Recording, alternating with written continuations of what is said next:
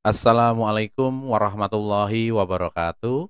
Good morning, salam sejahtera buat kita semua. Pada yang terhormat, Bapak Dr. Rifari Baron, sebagai dosen Assessment and Evaluation in Language Testing, dan yang terhormat rekan-rekan mahasiswa pasca sarjana jurusan Pendidikan Bahasa Inggris Universitas Indra Prasta, izinkan kami dari kelompok 11 ingin mempresentasikan salah satu materi yang berhubungan dengan penilaian pendidikan, yaitu tes berbicara. Kelompok 11 terdiri dari 3 penyaji. Yang pertama, saya sendiri, Purnomo Sidi.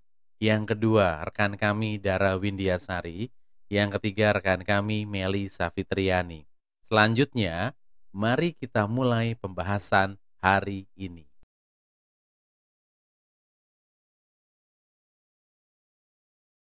Sebelum kita membahas materi yang pertama, saya informasikan poin bahasan dalam presentasi kami. Yang pertama, definisi tes kompetensi berbicara. Yang kedua, tugas berbicara otentik. Yang ketiga, jenis tes kompetensi berbicara.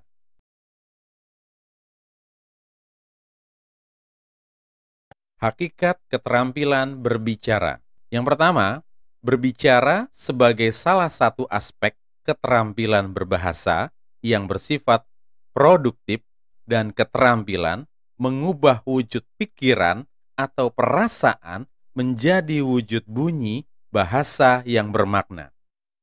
Yang kedua, berbicara adalah kemampuan mengucapkan bunyi-bunyi artikulasi atau kata-kata untuk mengekspresikan, menyatakan, serta menyampaikan pikiran, gagasan, dan perasaan. Selanjutnya, 6 hal kemampuan berbicara seseorang. Pertama, lafal dan ucapan. Yang kedua, tata bahasa. Yang ketiga, kosakata. Yang keempat, kefasihan, kemudahan, dan kecepatan berbicara. Poin kelima, isi pembicaraan. Dan poin terakhir atau poin keenam, pemahaman menyangkut tingkat keberhasilan, komunikasi, dan kekomunikatifan. Konsep tes kompetensi berbicara. Menurut Sihabuddin, tes berbicara adalah pengukuran untuk mengumpulkan informasi mengenai kemampuan seseorang dan keterampilan berbicara. Untuk dapat berbicara dengan baik, maka seseorang harus memiliki komponen keterampilan berbicara. Yang pertama, penguasaan bahasa lisan.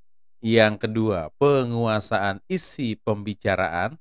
Yang ketiga, penguasaan teknik dan penampilan berbicara.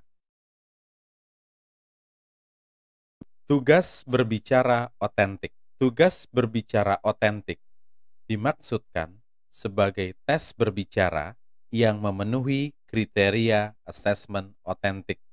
Yang pertama, kinerja bahasa. Yang kedua, isi pembicaraan. Tahap-tahap pengembangan tes berbicara. Yang pertama, prosedur ujian, yaitu menyusun rencana dan membuat instrumen. Yang kedua, pelaksanaan dan scoring.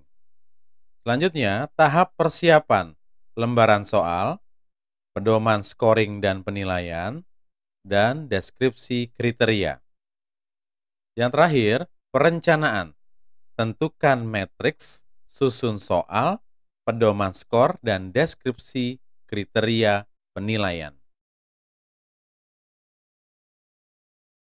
Jenis tes kompetensi berbicara.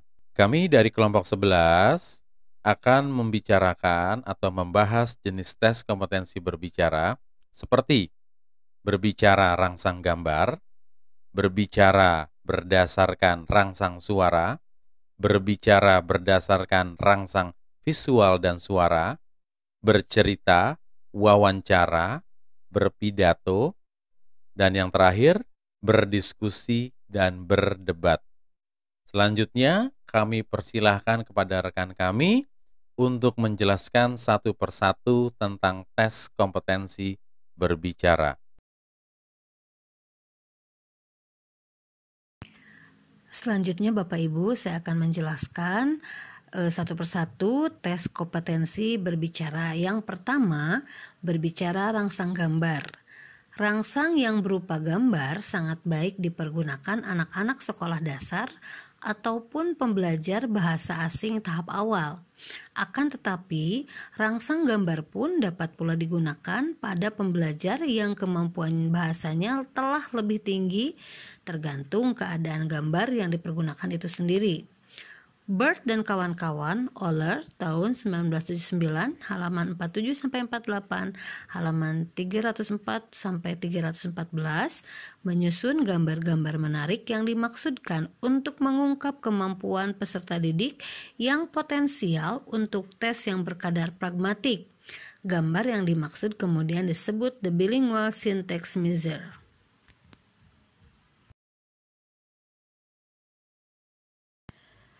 Tes kompetensi berbicara yang kedua yaitu berbicara berdasarkan rangsang suara. Tugas berbicara berdasarkan rangsang suara yang lazim dipergunakan adalah suara yang berasal dari siaran radio atau rekaman yang sengaja dibuat untuk maksud itu.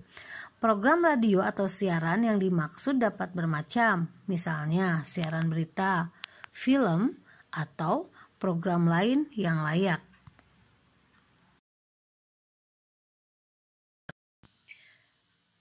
Tes kompetensi berbicara yang ketiga yaitu berbicara berdasarkan rangsang visual dan suara.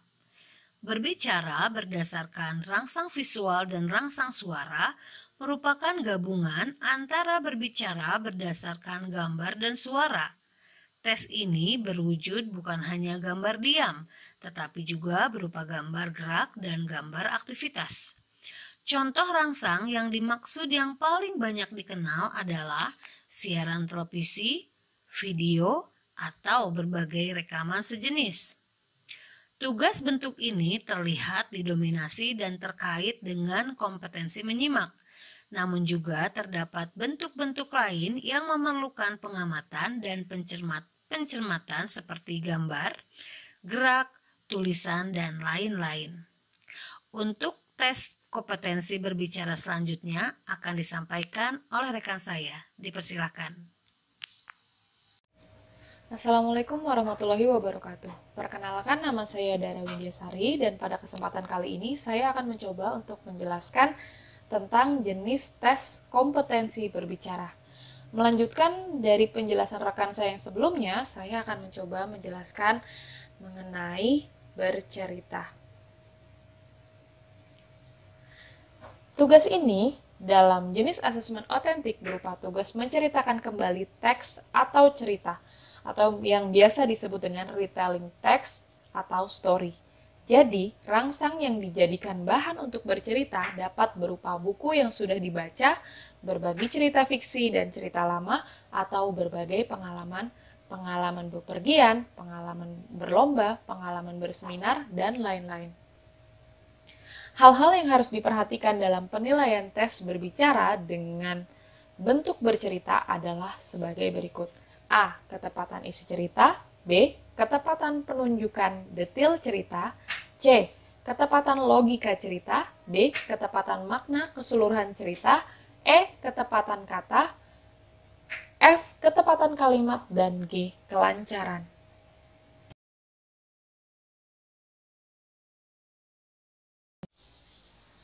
Wawancara.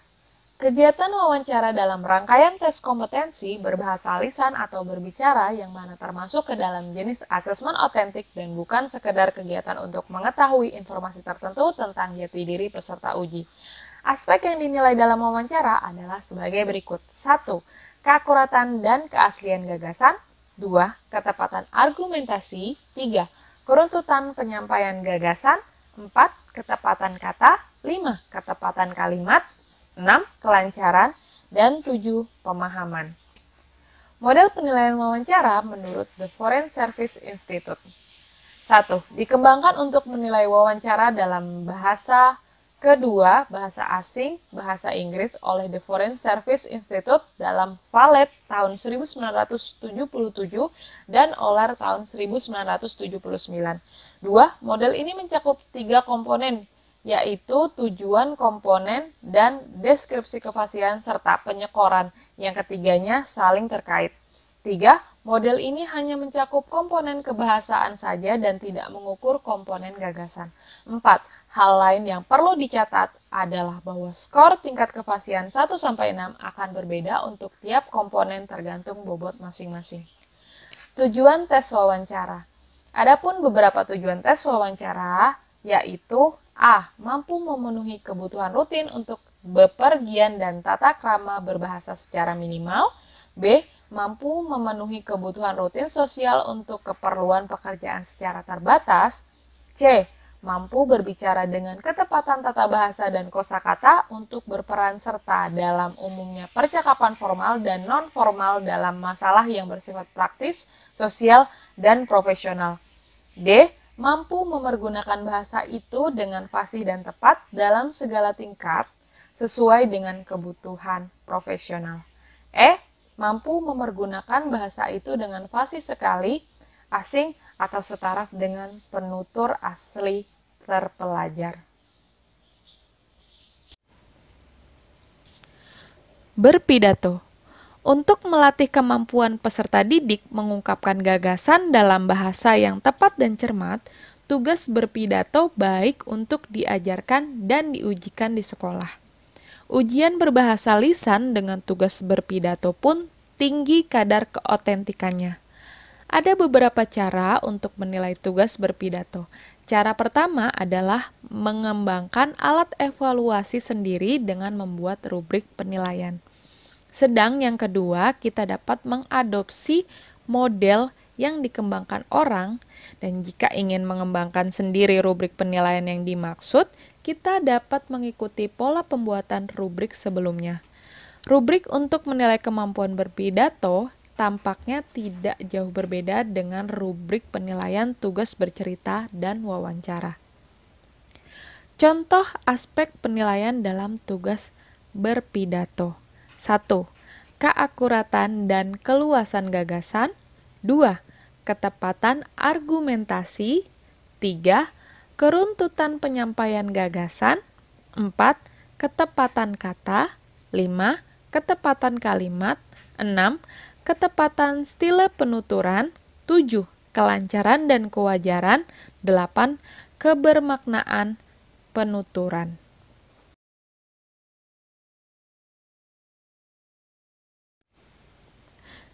Berdiskusi dan berdebat. Tugas berdiskusi dan berdebat merupakan tugas-tugas berbicara yang paling tidak melibatkan 2 orang pembicara. Bahkan, penilaian ini diikuti banyak peserta walau belum tentu semuanya mau dan dapat berbicara. Dalam penulisan ini, berbagai tugas berbicara tersebut diandaikan berlangsung dalam situasi formal, maka bahasa yang dipergunakan juga harus menggunakan bahasa formal. Dalam aktivitas itu, peserta didik berlatih untuk mengungkapkan gagasan, menanggapi gagasan-gagasan kawannya secara kritis, dan mempertahankan gagasan sendiri dengan argumentasi secara logis dan dapat dipertanggungjawabkan. Untuk menilai capaian pembelajaran peserta didik dalam tugas-tugas tersebut, kita sebaiknya mempergunakan rubrik yang sengaja disiapkan untuk maksud itu. Aspek yang dinilai harus juga mencakup komponen kebahasaan dan gagasan yang diungkapkan masing-masing dengan subkomponennya.